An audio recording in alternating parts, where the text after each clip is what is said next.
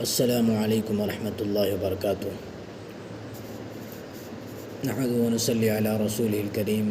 آج میں آپ لوگوں کے سامنے سود کے بارے میں کچھ باتیں عرض کروں گا۔ بہت ہی فائدے اور مفید کی باتیں ہیں اور ایک ایمان والوں کو اس بات پہ عمل کرنی چاہیے،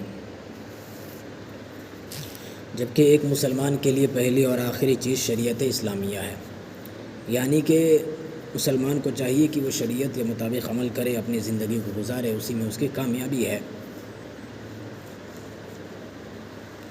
نہ کہ عقل الگ چیز ہے اور شریعت الگ چیز ہے۔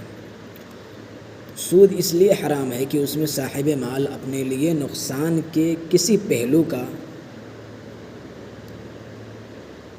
رداد نہیں ہوتا، بلکہ نفع ہی نفع کا طالب ہوتا ہے۔ آدمی کو اپنی آمدنی کا ذریعہ پر بہت ہی گہری نظر ہونی چاہیے۔ آدمی کو اپنی آمدنی کے ذریعہ پر کہاں سے کما رہا ہے، کیسا پیسہ ہے، اس پر گہری نظر ہونی چاہیے۔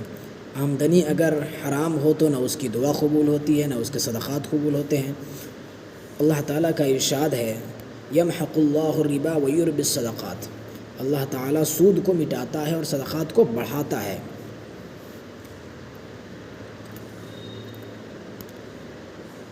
سود کا آخری نتیجہ فقر و فاقہ اور تنگ دستی میں مبتلا ہونا ہے۔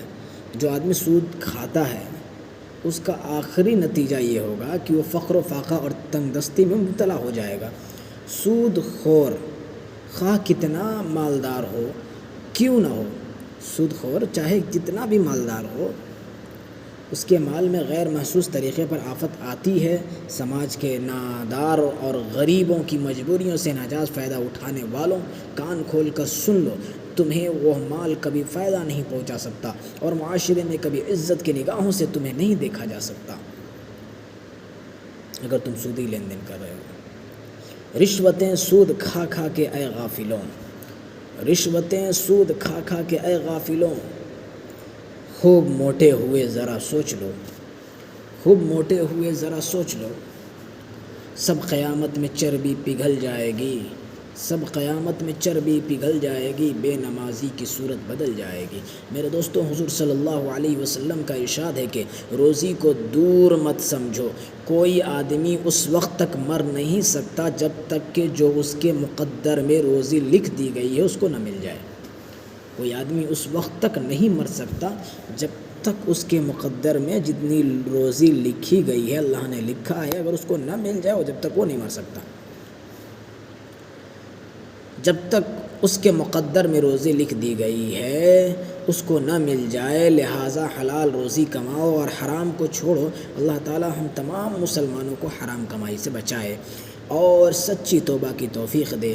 آؤ ہم عہد کریں کہ ہم ہرگز ناجائز اور حرام کمائی کے طریقوں سے مال نہیں کھائیں گے اور سودی کاروبار سے دامن بچائیں گے تاکہ سود کی وبال سے بچ سکیں۔ اللہ ہمیں عمل کی توفیق دے، آمین ثم آمین۔